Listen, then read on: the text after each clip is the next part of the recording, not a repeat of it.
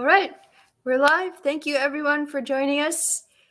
It's another Sunday evening, and we're here coming to you live on Facebook and YouTube. You're watching Stand Up Fight Back, where we discuss strategy and analysis for the progressive movement. I'm Margot Paez. I'm your co-host. I'm a scientist, engineer, and occasional journalist. And over here, actually, Carlos, do you want to switch sides? This is a good idea.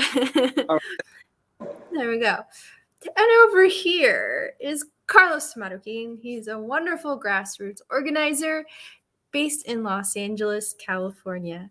Carlos, great to see you again. We have so much to talk about today. We've got Ukraine, possible war crimes, Donald Trump, Putin. He spoke well of Putin. I guess we'll hear about that. Also housing crisis and upcoming evictions that are going on or that may be going on. Plus looking at the LA mayor's race and anything else. Did I miss anything else? I think that's just about everything, but yeah. Right, certainly we have to talk about tonight. But I want to say hello, everybody, wherever you may be watching us from. It is a lovely, lovely Sunday evening here in Southern California. Margaret, you're back in Atlanta. So, yeah. We're going to miss you here. But in the meantime, we're going to enjoy the lovely weather here in Southern California. And before we go any further, I would like to deeply thank my family, my friends that continue to support me through my ordeals, my health ordeals that I have had. I've been going through, especially this last time around, that was pretty serious, but I'm here. Thank God that I'm still alive and, ready to move forward and do more of the work that we together have started. So I'm pretty excited about that. I feel much better. My feels good when you're able to breathe. As you know, I do suffer from severe asthma, but this time around, it's gotten so bad that, I pass out, when I'm coughing, and that's serious because, and I thought about the people that suffer from epileptic seizures, that it can come unexpectedly and they can fall and hit their heads and hurt themselves. That was one of the concerns that the doctors have, is that, I cough so hard and I try to get air in my lungs that sometimes there is no oxygen going there or air. The passages are so close that, you lose your conscience. So, but right now everything is, my asthma is under control. Thanks to all the thoughts of the people, the prayers, the people that responded so well and sent me beautiful messages of encouragement, of light, of healing. Thank you so much, and congratulations, Margaret, because you and Betty and Michelle Byrne did so well. I was watching the broadcast from and you guys are pros, man. Well, they made it easy. Yeah, it's great. It's always great to have them on because they're a lot of fun and they have really great insights and they're so active in the community that it's really easy to talk to them. So it was really great timing to have them on while you were unable to be with us last week. But I'm really glad that you're so much better and you're on the mend, because we really need you, Carlos. We need you at 110%. So I'm really glad that you're back. You look great. You really do. Thank you. And I am personally so fortunate because I'm surrounded by so much beautiful people that stepped up and volunteer and help me carry the load when I'm down. They step up, no questions asked. People like calling me around the clock and saying, hey, you need anything? I have people offering me to do my laundry. I have people offering me to cook for me. It's like, I'm blessed. I'm beyond blessed. And that is from even people that I don't even know that were offering these things. So my heart is full with gratitude for the love that I feel coming from the community. Well, you deserve it. You give so much of yourself to the community, Carlos. So I'm really glad to hear that so many people stepped up and offered you so much assistance when you needed it. That's really important. I mean, it shows, right? It goes a long way. You give to community, and the community recognizes your efforts, and they want to give back to you. And that's really, really so important about community organizing is the impact that you can have on an entire community, on a group of people, just by taking care of them or doing your best to take care of them and get them what they need. Correctly, and sometimes are the little things that mean the most. You know, how many people suffer in silence? How many Mm-hmm. people go through hardships, through illnesses by themselves because they have no family, no friends. You know, so part of community to me is being able to check on my neighbor. You know, if I don't see them, knock on their door, find out how they doing. If I see someone is struggling, why just put my arm around them and pray for them and then tell them things are gonna get better? No, we gotta take action. You know, one thing is to pray for people, but another one is to take it to the next step and saying, you know what, I'm gonna pray for you. I'm gonna do this. I'm gonna give you my love or whatever. But I'm gonna show you my love through my actions and help people. That's what this is all about. Is community. Is being able to lift each other up. And with that, I'm thinking right now of so many, perhaps in the millions of people that are facing eviction, Margaret. This is serious. We since the pandemic, we have had different programs in place. Some of these programs have been super extremely slow to move, and there's people that are lingering between here and there, not knowing what's going to happen tomorrow. Are they going to get evicted? And what is even worse, the landlords have been waiting for this moment. They have been waiting for this moment, Margaret. They have their paperwork ready. They have the army of lawyers that are ready to take people to court. And in the meantime, you have some protections. Not everybody has it. And unfortunately, there's lack of information coming to tenants, to people that are facing eviction in the form that, by the time they react, it may be too late. And case in point is that, landlords are organized, landlords have money, so they're able to rapidly throw paperwork and intimidate the homeowners. And if you don't know your rights, you're going to be finding yourself outside looking in. And that, and with the state of crisis that we live in of the unhoused, it's a perfect storm. And we hope that it doesn't get there. We hope that the state of California reacts to this and put something additional in there to try to protect the homeowners, or the city of Los Angeles, or whatever city you live in. But far too long, politicians are masters in putting band-aids on the problem.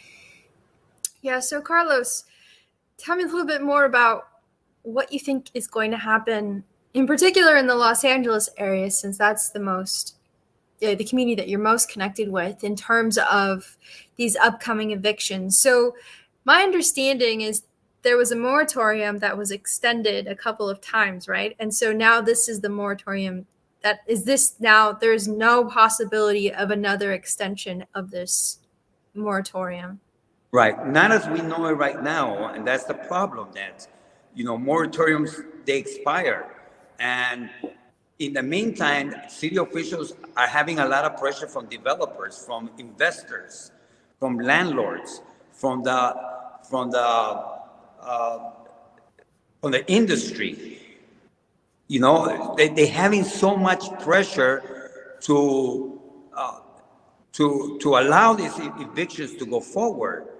And here's the problem, that uh, a lot of people, I don't have the specific number right now, but, in the tens of thousands, hundreds of thousands of people have filed for the programs that were put in place so that they can be rescued, so that their rent can be paid because they were not working during the pandemic, right? But that has been so slow in being approved. And what happens right now, once you have that, the covering, the protection removed, right? Once you have that removed away, because the program comes to an end, if you don't know your rights, it's easy for the landlords to manipulate the system and to harass you and to literally start serving you notices, posting stuff on your door.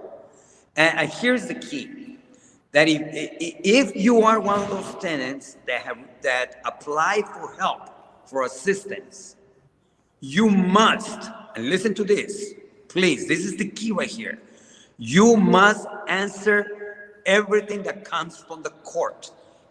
Only because you file an application, requesting assistance, whether it's federal, state, or city assistance, you must answer any kind of correspondence that comes from the court.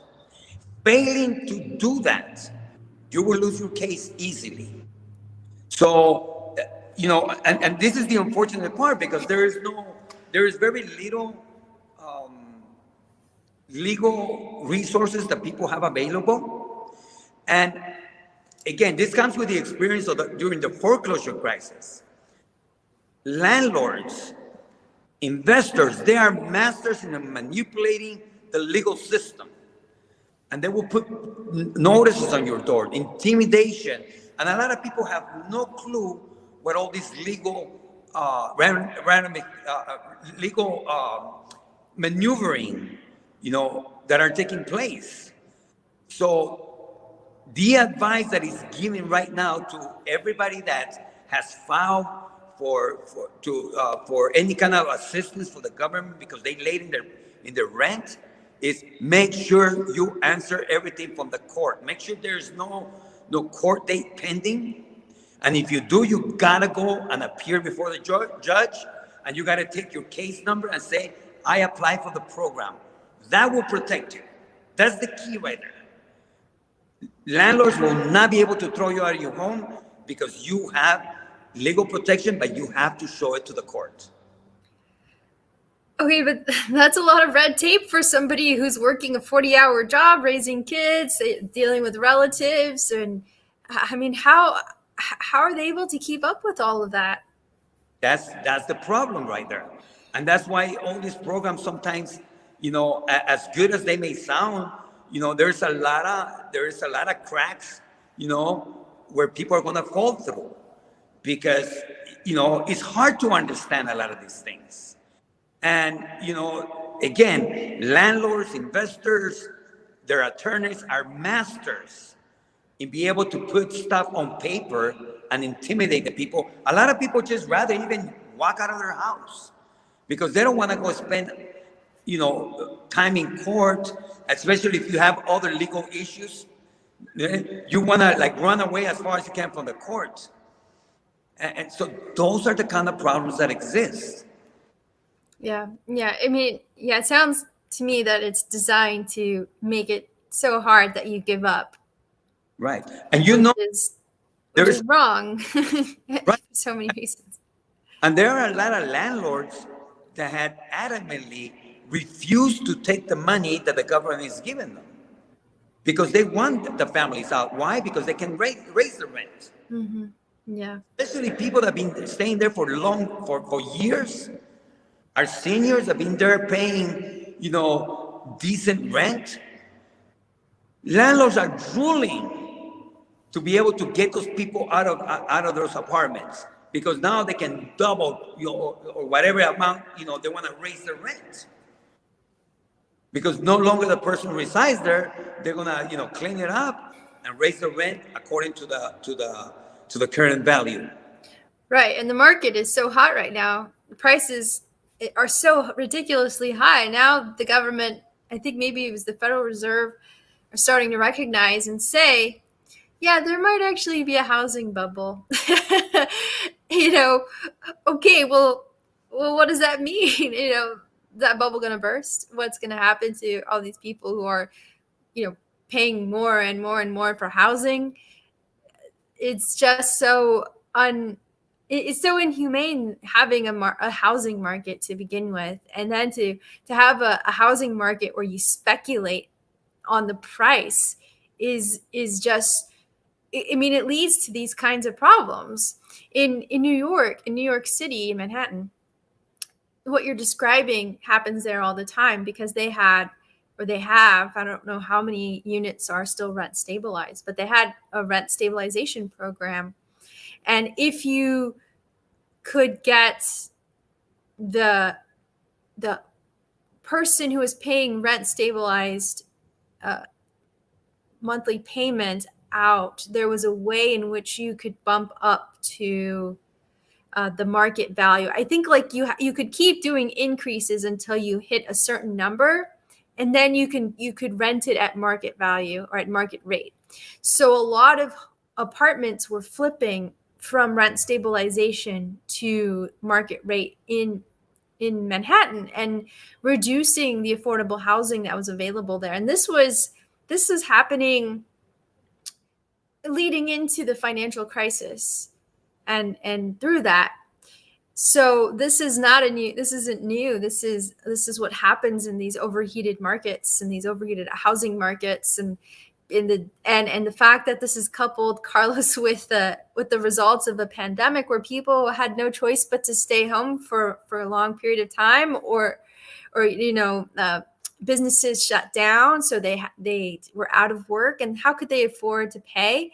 And now they have all this back rent.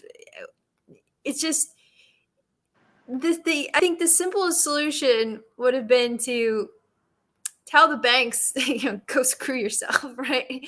Because you feel for the landlord. Okay, fine, the landlord's got to pay the bank because they don't own the place either. The banks really own it until you officially pay off your mortgage. So the landlord's got to pay somebody, so the renter's got to pay the landlord. The landlord's got to pay the bank, and who the bank has to pay? Nobody. so there should have been some intervention there, and there was, again, no bailout. And it doesn't sound like there's a bailout coming for these renters or for these homeowners. And again, this is the financial crisis all over again. Maybe, I mean, I don't know at the comparative scale, but it is, again, Main Street America losing out. So, Carlos, do you know what the numbers might be of people who are on the verge of being evicted? Well, there isn't literally, it all depends. If it's citywide, then you have county, then it goes into state, right? And then we're looking this as an overall national problem as well. So there's some states that already have removed all the protections. And look, the fact of the matter is that we're talking about hundreds of thousands of people that can be easily affected by this. And we have all those that have been struggling, that are literally barely surviving on this issue. There was a 90-year-old man that was holding an apartment, a 2-bedroom apartment in West Hollywood, nice area. West Hollywood, usually a 2-bedroom apartment will go around $4,000. His rent, because he had been there over 40 years, was less than $400, or around $400. You know how bad those landlords wanted that guy out? Oh yeah, I'm sure. You know what they did? They called, see the services to let them know that they were concerned for his safety. Oh my gosh, that's terrible. They literally got the guy out of there. That's disgusting. And created stories, and they collaborated with a couple of neighbors that don't like seniors or don't like, low-income people in there, because they are living a prestigious life or a so-called hype-end kind of life. So there's ways that they manipulate this stuff, and they will lie, and they create situations to get people out of there. So the concern that comes with this comes in multiple ways. It's not just one. So this is why we are seeing the amount of unhoused people right now, in our streets. Arizona, a Republican state, the city of Phoenix is now one of the, in Arizona, in Phoenix, they have one of the largest unhoused encampments, and it's growing by the day. It's a national problem. It's a crazy problem. People cannot pay their rent. The rent is too damn high. Yeah. I mean, well, Carlos, you might remember this time, but this was before I was born. But my dad used to tell me that before Reagan came into office, there were really no one living on the street. There's really nobody. So these deregulations, neoliberal policies that force people out into society, out of their homes and into the streets, this lack of humanity in the economy has just gone worse. And I think as the economic situation becomes more and more of a crisis in this country, the solutions that are being put forward are just these hyper neoliberal solutions, which are not solutions at all, are just exacerbating the problems that particular system itself created in the 80s. So something has to break in all of this, I Right. think. Well, and the rhetoric that we keep hearing from politicians is pretty much we are in a road on a road in the state of emergency, in a state of major crisis that is going nowhere. It's pretty much is continuing year after year, and each year gets worse and worse and worse. When you consider the high cost of living, food alone, gasoline, healthcare, how can people get better? How can people overcome those obstacles that keeps them afloat? So you have more people, pretty much at the edge, they're sinking, and we're throwing again band-aids to try to solve a huge crisis. I am not surprised that homelessness is the number one issue here in Los Angeles. By the way, we have a mayor, the LA mayor's race, heating up here in Los Angeles. And that is the one issue that all the politicians are talking about. As a matter of fact, some people just have no shame. We have a billionaire, Caruso, a developer, Mr. Landlord, Mr. Gentrifier, running to be a mayor. And you know what is his theme? You know what he's pushing? And you see him all over the different social media platforms and buying airtime and everything. I'm going to fix homelessness. What he Really. what he gets to tell people is that he created homelessness. He is part of the problem. Yet he wants to write in as a savior, saying, I'm going to solve it. I can do that for you. Mr. Caruso has no sense of what's going on the ground. He represents the real estate industry. He represents developers. He represents big money. He has never been concerned about the people that his properties, that his developers, that his business has affected over the years. But now he wants to be our mayor. It's Well, saying Donald Trump, He's going to pitch us the idea that he's going to fix racism. He's going to address racism in America. He is Mr. Racist. Well, that's the thing with billionaires. Ah. That's the thing with billionaires. They are so disconnected from society itself. They have no idea, and they think that because they're so rich that they must be doing something right. They must be geniuses. And of course, it's not really that. It's just that they played the game, and they had. I'm sure that Caruso had a lot of help to get to where he is today. A lot of these billionaires did. Elon Musk, Jeff Bezos. They didn't. They're not really rags to riches stories. I'm sure Caruso isn't either. So yeah, billionaires thinking they can take any office they want just because they're billionaire well, I mean, it epitomizes really the state of our political system these days, right? Because, well, yeah, Donald Trump, he became president of the United States, but also a lot of politicians who get to that level are fairly wealthy.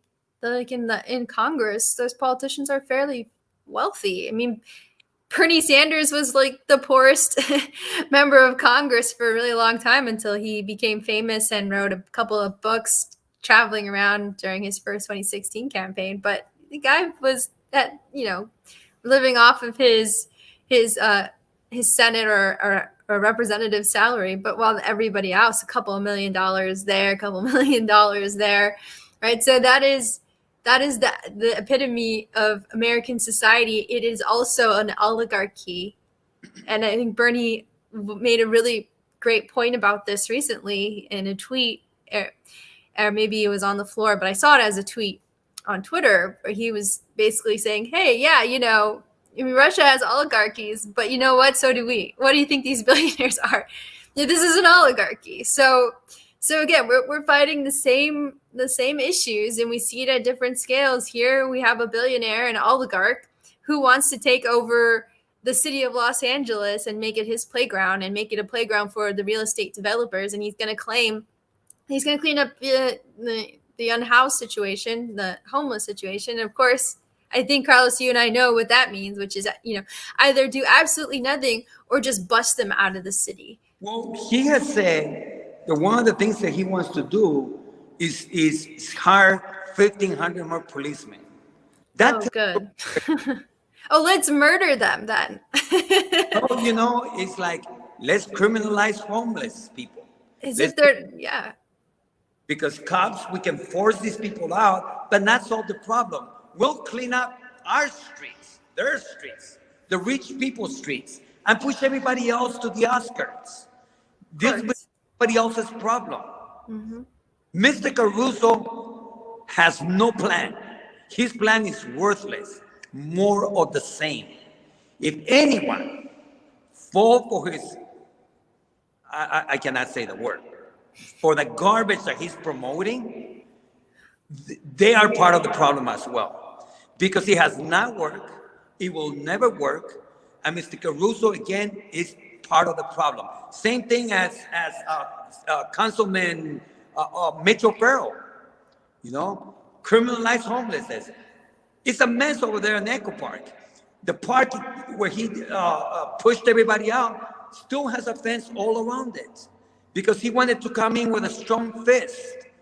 And again, all they did was push the people in the outskirts. 17 people out of the 200 people that they claimed they helped, 17 people got affordable housing, or rather permanent housing. Wow. 17 people spent millions of dollars, did damage to the unhoused community, and these are the people that are running for office. He wants to be reelected. These are the people that are saying, "I'm going to save you." If you go up and down Hollywood Boulevard, which this is my home, Hollywood, you'll see nothing but luxury apartments everywhere. Right. I wonder, Margaret, how many of Mr. Caruso's property he's going to turn them into affordable homes or affordable housing. That's a good question. Maybe one of his luxury apartments he can turn into affordable housing. Yeah, there's so much here. This, fun putting more money towards the police to criminalize the unhoused. I mean, this isn't anything new in Los Angeles. The unhoused have been incredibly criminalized for as long as I can remember. I mean, just during Occupy was my like really upfront experience with criminalization of homelessness. And correct me if I'm wrong, Carlos, but my understanding is that if you set up a tent downtown, you have to disassemble that tent by a certain time, like 6 in the morning, and you cannot like set up your tent again until some later on in the evening. So what do you do during that whole time? You have nowhere safe to stay. You're just wandering the streets of Los Angeles. I mean, it's just it's so sad, right? You can't even sleep in certain parts. You can't hang out in a park. I remember the cops used to tell the house on Skid Row to go to City Hall because that was the only place where they could set up a tent and be left alone. So the situation is not new. More police officers are not going to solve the problem. I think that's pretty obvious. But to rich people, of course, it makes sense. It makes a lot of sense to have more cops because you can just call them when you see somebody wandering, some unhoused person that bothers you, smells weird, or saying something makes you uncomfortable, and they can just put them in the little police car and take them away out of your sight, right? So that's the situation we're in. But it's only going to get worse because the economics are just moving further and further, or farther and farther towards income, greater and greater wealth disparities in this country so long as this existing system continues down this path. So I don't know, what's the polling right now? Do you know? Is there any polling? What's Caruso's chances? It seems more like it's a race between Karen Bass and Kevin DeLeon. Correct. Those are the numbers. He's polling really low, but remember, he's a billionaire. Mm-hmm. He's pumped so much money into this, and for him, it's more about positioning himself, even if he loses, because this creates an enormous amount of pressure on any candidate that wins. Mm-hmm. Because the problem here in Los Angeles is really that the developers, Mm-hmm. it's the real estate industry. That's the problem. And they want to make sure that they position themselves in a way that regardless whether he wins or loses, it's all about making sure that they're going to keep making money, Mm-hmm. making sure that there is no rent control, Right. and so on and so forth. But right now, it's between Karen Bass, Kevin De Leon. What I want to see is what is the plan? What do they have to offer? Have you heard anything out of their campaigns, Kevin DeLeon's and Karen Bass, in terms of dealing with the housing crisis? Well, I have spoken with Kevin De Leon multiple times. Uh, he's got some ideas. There is some of the progressives here in Southern California that has showed up to some of the events where he's at and really pushed them because they feel that he has done some things to criminalize or to push the unhoused out with some of the programs that exist right now. Here's my take on this.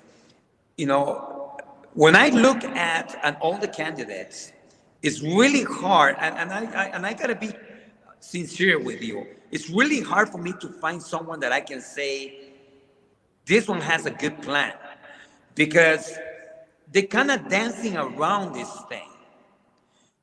They say the right things. Some of the programs may work, but they are small fixes. They are temporary fixes.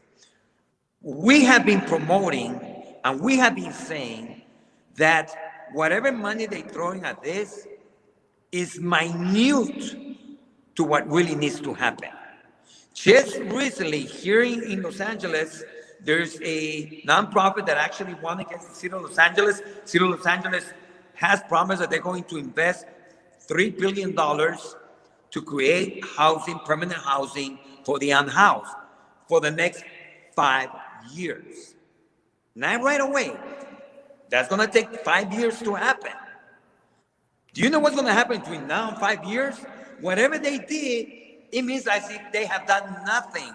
Why? Because, again, there is no real plan.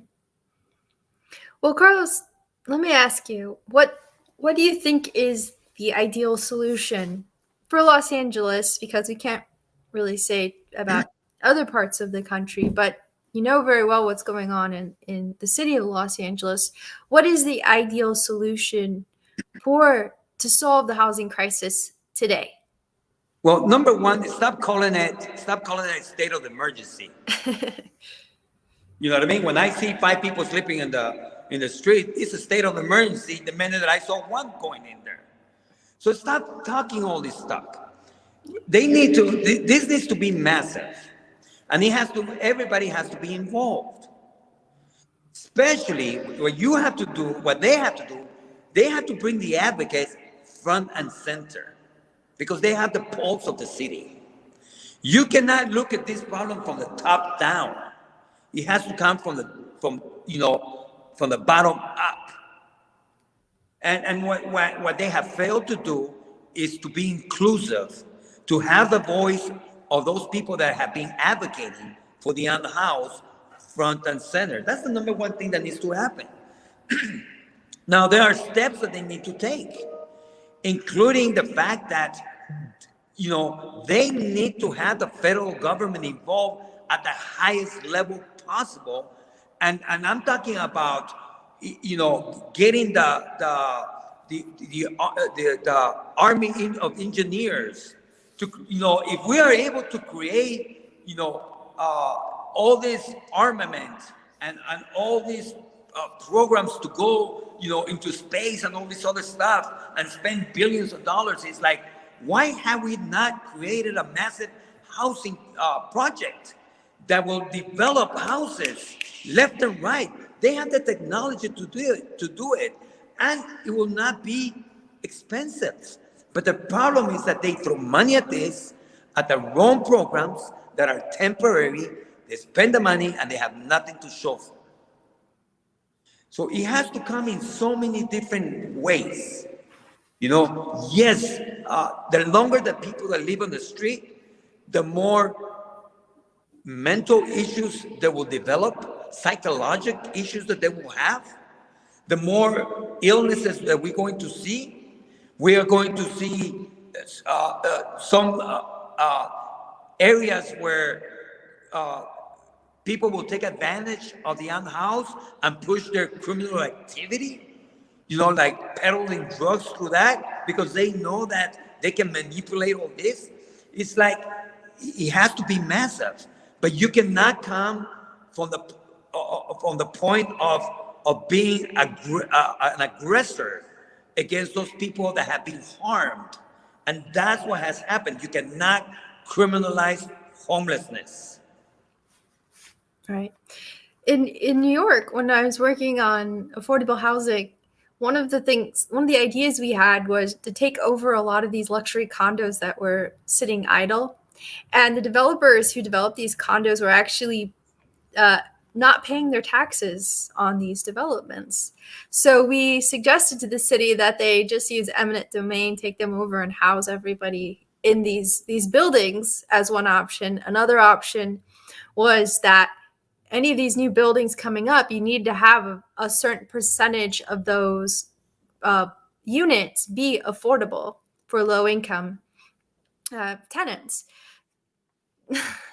that doesn't, none of that really happened in Manhattan, but these were reasonable solutions, I think. I mean, if you're not even paying your taxes, you don't really have a right to run a condominium business or a luxury apartment business, and then you don't even have anybody in these units. So what is the point of having these empty buildings when you could actually put people who need to be inside of an apartment or a house?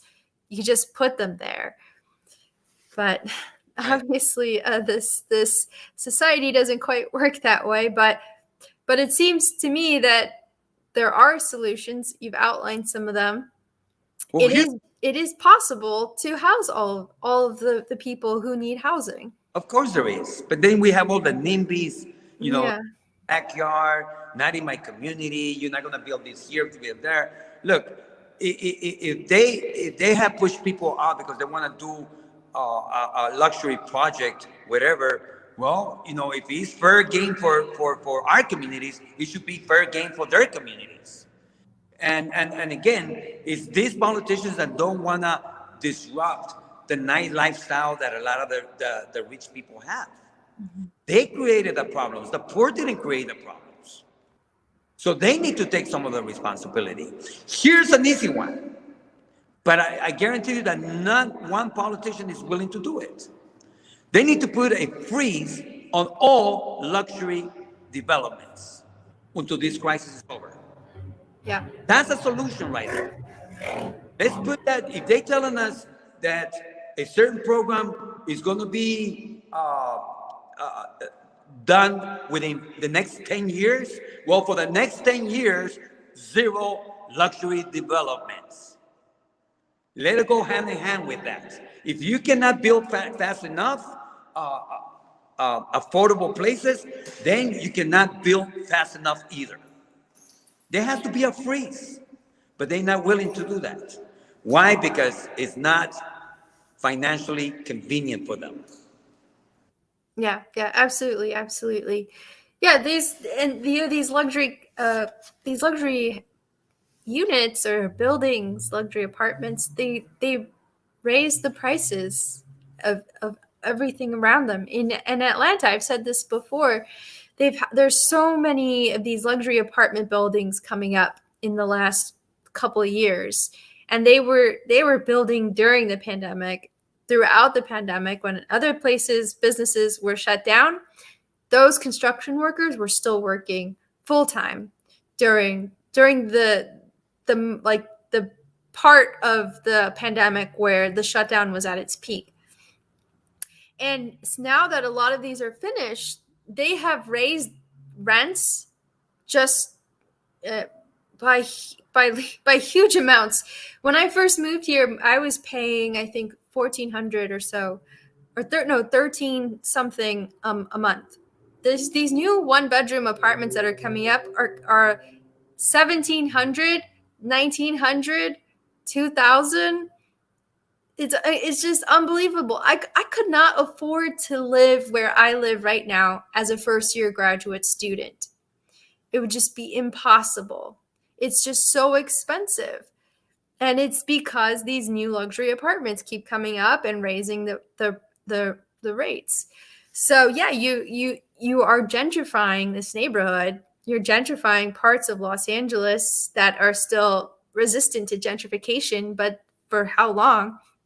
And in Atlanta, the same thing is happening. Gentrification is happening. This whole area where I live is changing very quickly, and I suspect that the original people who grew up here in the 90s and earlier, they're being displaced to other parts or even to outside of Atlanta because it's just completely unaffordable in the city now.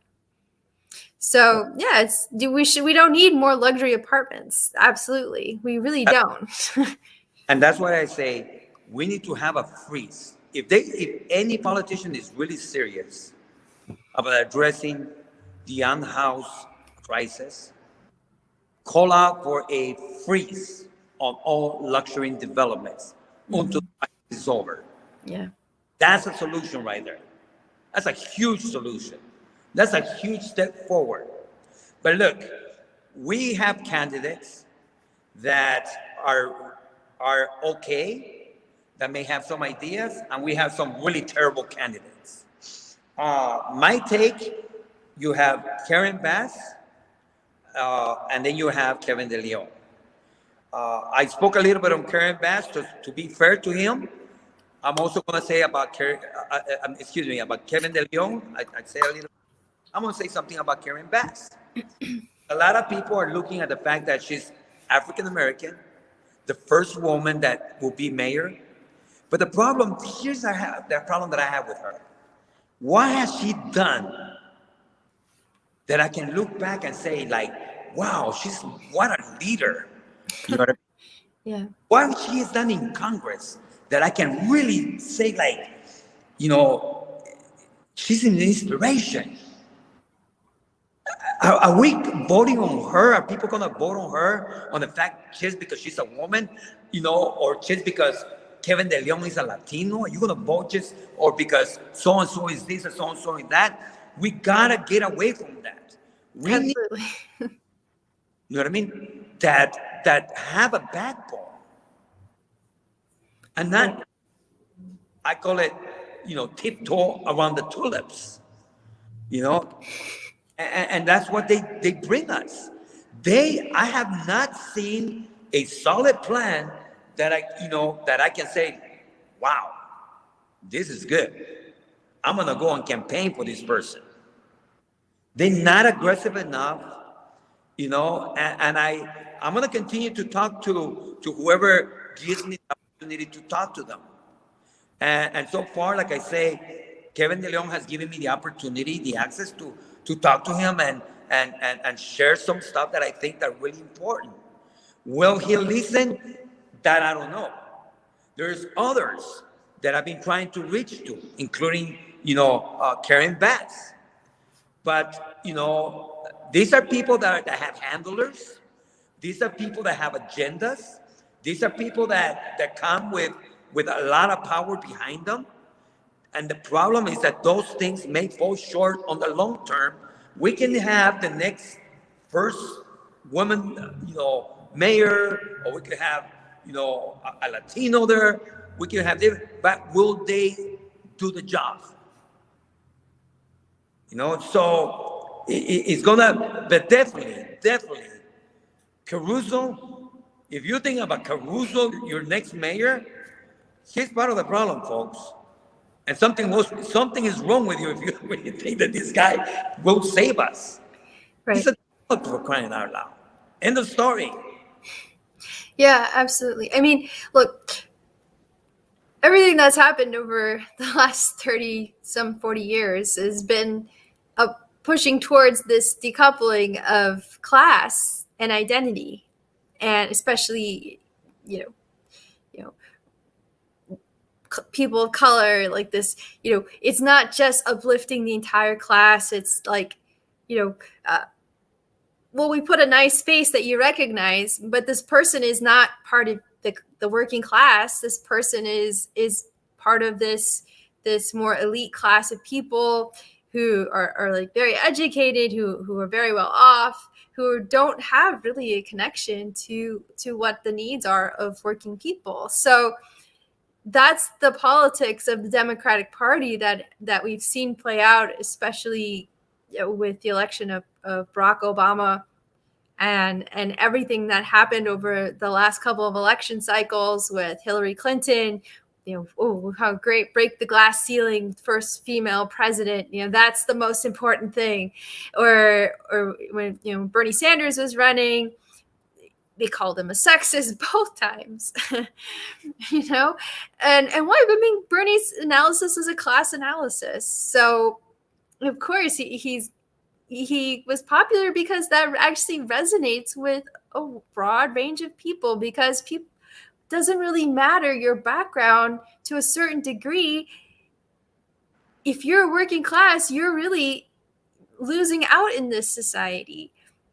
And I think that's a point that we really miss. I mean, of course, yes, we have to say, like, Black Lives Matter is a really important movement in the sense that we're highlighting that there is still very much institutionalized racism in this country, absolutely.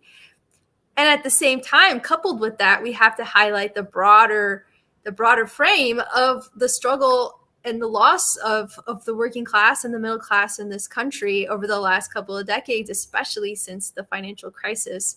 So I'm really hoping that people will see, are starting to realize that just because that person that's running for office looks like you doesn't necessarily mean that they share the same politics or that they have your best interest in mind.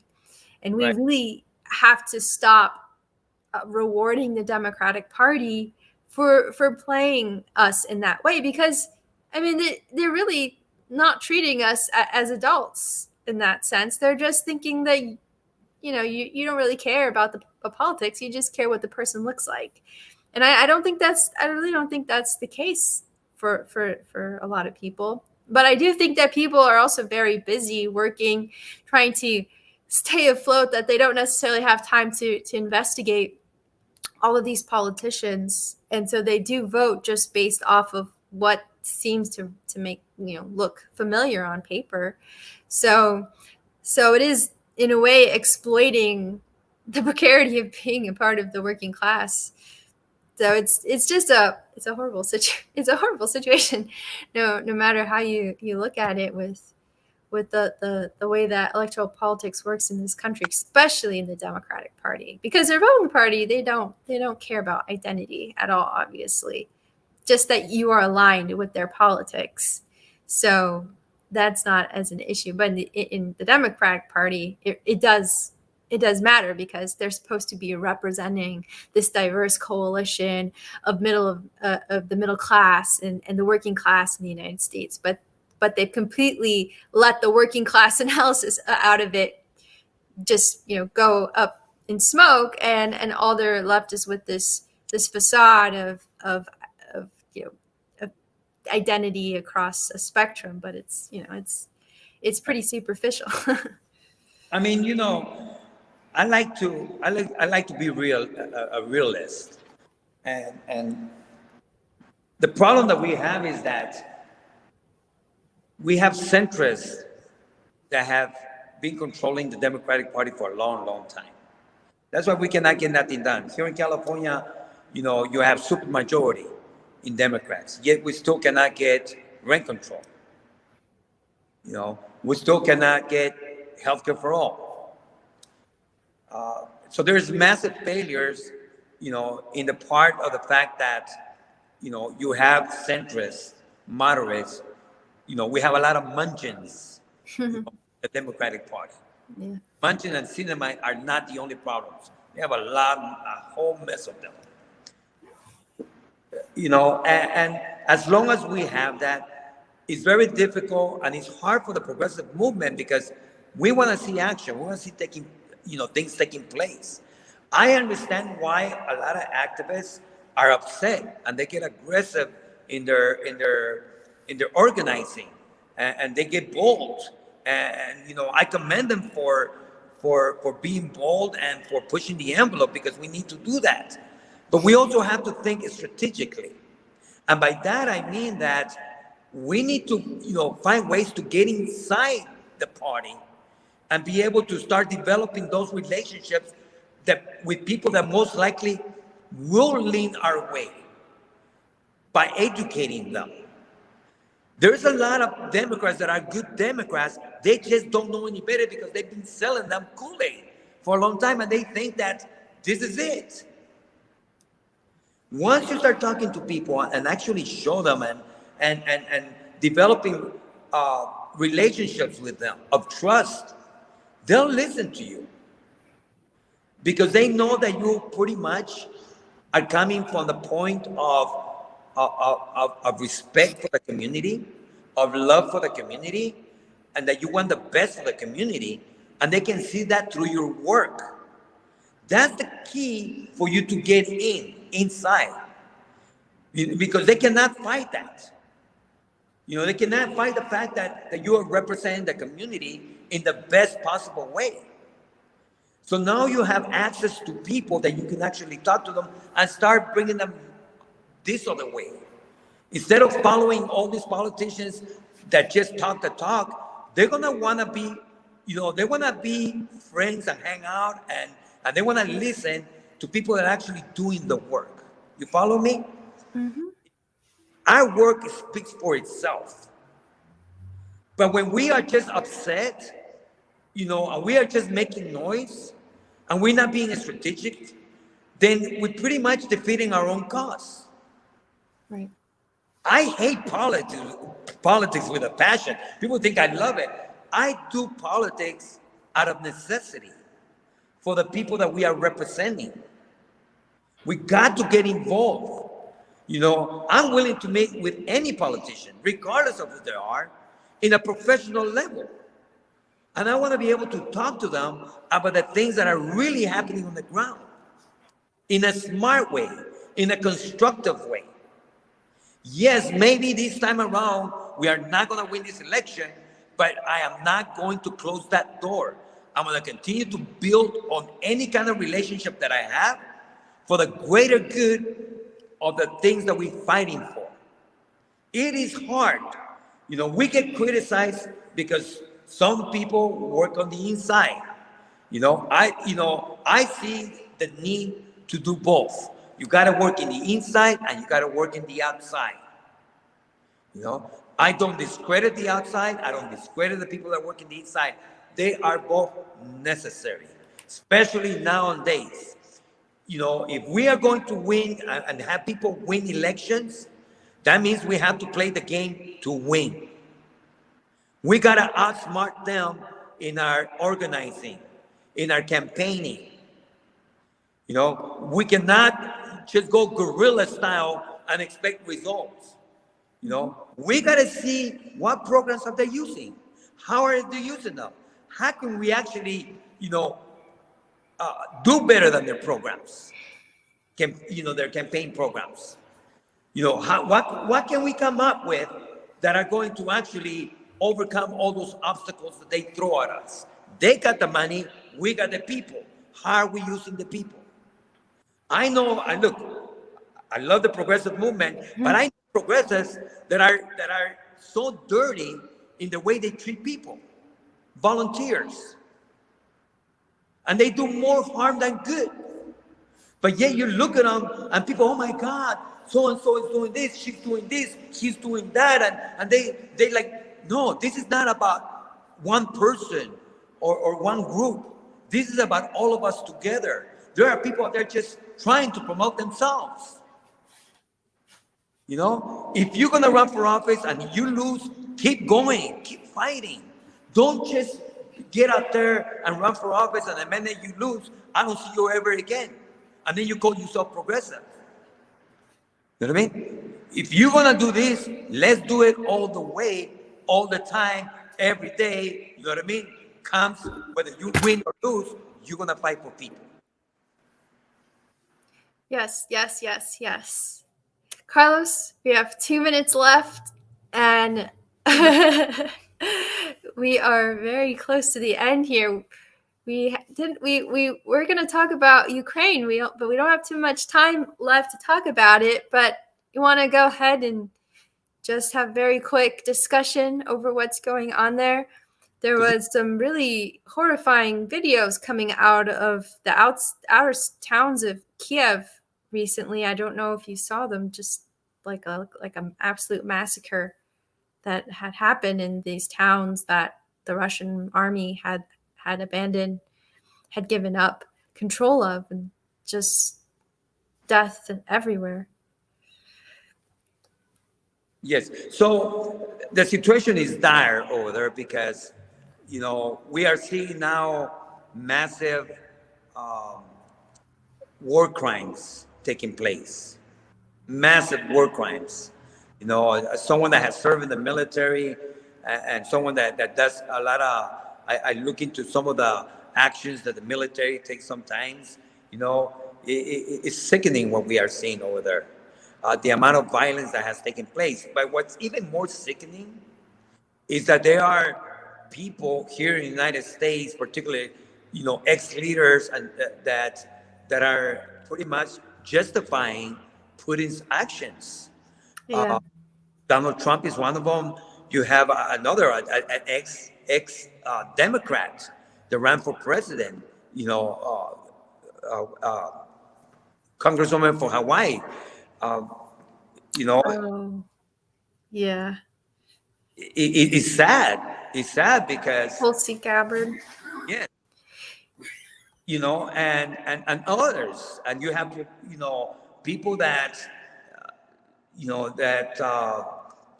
that are making excuses. Look, we are the first one to tell you that both political parties have been wrong on war, and they have peddled wars, and they have pushed for wars. I'm talking about Ukraine war, regardless of how you see it, or any other war that may develop. War is wrong, period. And that's the amount of suffering that we are seeing right now in Ukraine is unbearable. It's sad. It's sickening, and these are serious war crimes. Everything is so explosive and dangerous because anything can happen out there, and pretty much uh, the war can expand to other areas of the world if they are not careful. So it's delicate. I think that Putin will be held accountable for this. I hope he does, just like any other uh, war criminal. And unfortunately, United States at different times have committed serious crimes against humanity as well, and they have never been held accountable. But we have a war in front of us right now that is really affecting now worldwide, because even the food chain industry can be affected by this. We see that the prices of gasoline go up, and of course, oil. That's what this is all about. Uh, it will affect, and we have the oil industry that would quickly, capitalize on this and manipulate everything, and now we have other crises developing. I Yeah. don't Yeah, of course. The thing that people may not realize is that so much of our society is intertwined and coupled with fossil fuels, with oil, petroleum, gas, coal. Like our excuse me, our societies are the whole economic system is tied to fossil fuels. So to have any aspect of the supply chain of fossil fuels be disrupted has repercussions beyond anything you can imagine, whether it's the production of plastics, whether it's the production of fertilizer. And then these are the bottom, the foundation of everything else. When fertilizer prices go up, anything that you grow, any agriculture that requires fertilization is going to be affected in price. So what is happening in Ukraine is already affecting Germany, is going to affect parts of the Middle East and Asia that rely on exports from Russia, and their food prices are going to go up, especially wheat in some of these regions that depend on wheat exports. Germany, I was speaking to some friends I know who live in Germany, and they're saying that they expect there's going to be some kind of rationing going on, I think. And they're expecting certain food prices to go up 20 to 50% at the market this week. So that's what they're telling me. Then that's what their German newspapers are reporting, I guess. So that's horrifying. They're really worried. They were making jokes about like eating bugs. So I don't know. I hope it doesn't. I hope this doesn't really happen. But these are serious repercussions that come out of this war. And of course, it's not the only war going on. There's still the tragedy happening in Yemen. Of course, there's still the struggle of the Palestinians. Of course, there's still Syria, plus all sorts of other confrontations and conflicts that we're not even aware of because our news media doesn't report them. They don't think it's important for us to know. But at the same time, we cannot ignore what is happening in Ukraine. We can't not ignore what Putin has done there. And I realize it has been a complicated relationship with the United States and Ukraine and Russia, and the struggle over NATO, the expansion of NATO, as well as who is going to control the the inflow of natural gas into Europe. And the United States obviously does not want European reliance on Russia, which is trying to make a tighter alliance with China. So, right, there's all this geopolitics going on. But it really bothers me as well to see people on the left, like Max Blumenthal and Tulsi Gabbard and others, making excuses for Putin, because Putin's awful, right? He's awful to his own people. We know that he's not a good guy. Why are you going to support him? He's not a communist, so he's not a member of the left. He doesn't he himself says he's not a communist. So Russia is not a communist state, okay? Communism died. There's no communism in Russia. Russia is just an authoritarian country that suppresses its own people, that anyone who protests gets sent off to Siberia or whatever. It is not, it's not a democracy. There's no say for people there. So for people on the left to be supporting Putin, an authoritarian, I mean, give me a break. What? Because the enemy of your enemy is your friend? Okay, yeah, the United States does bad things, but so what? So does Putin. So does Russia. So does China. China suppresses its own people in its own ways as well. Like, authoritarianism exists in a lot of countries, and these other countries have done terrible things too. The United States, absolutely, the greatest purveyor of violence in the world. Okay, yes, we agree, but they don't. It's not, the United States is not the only purveyor of violence either. So I'm really bothered when I see this, and I think that the images that are coming out of Ukraine are hard to fake. Max Blumenthal, I think they're very hard to fake, and you really gotta let this one go because this is not good. I mean, you can't. I saw the videos. They were from different angles, photos from different angles of the same images of the same dead bodies. I mean, it's horrifying. No, you cannot look at that and say this is justified somehow. The war is not justified. Nobody wants to go to war except for the rich people who send those people to war to die on their behalf for their political gains. Well, a lot of these people that are very outspoken, they crave for attention. This is why they're there, is because Donald Trump, we know that's why he say things. It's not because he gives a damn about anybody.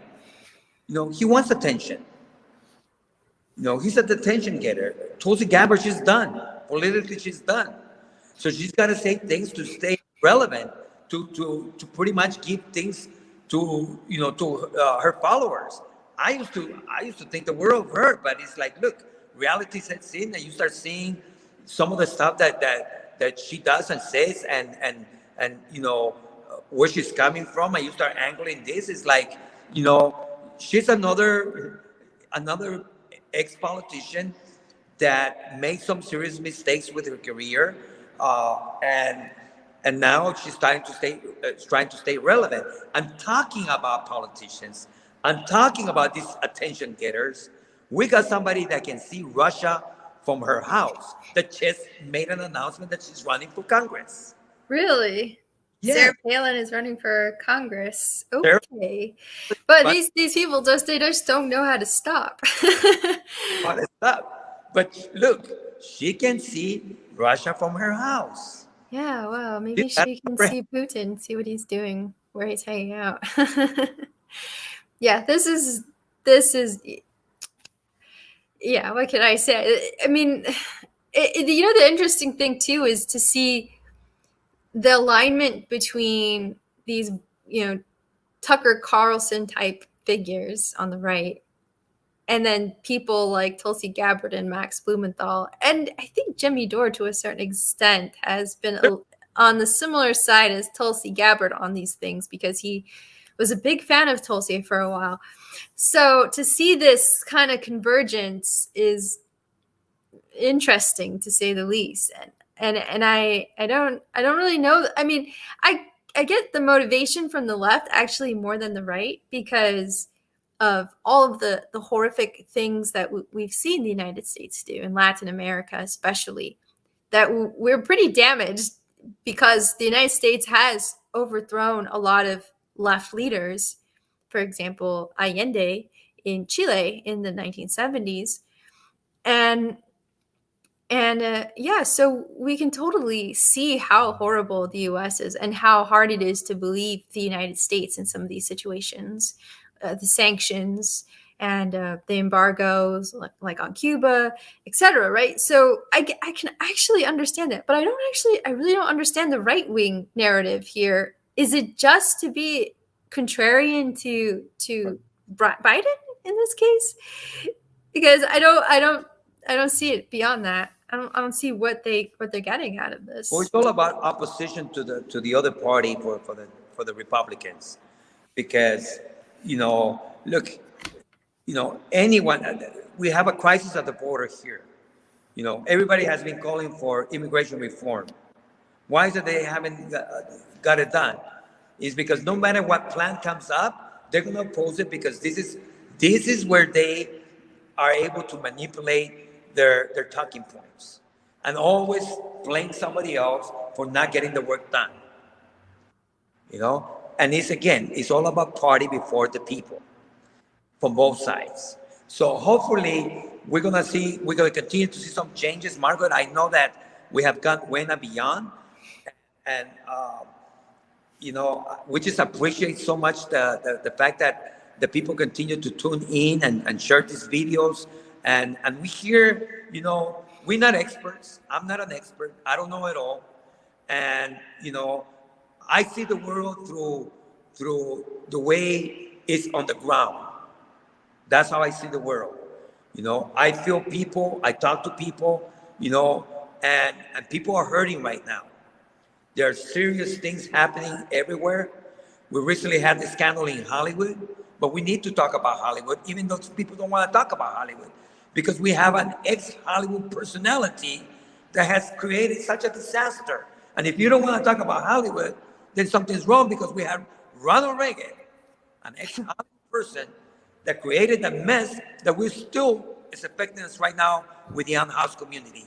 So let's keep talking about Hollywood, even though that we don't want to talk about it. Yeah, I know.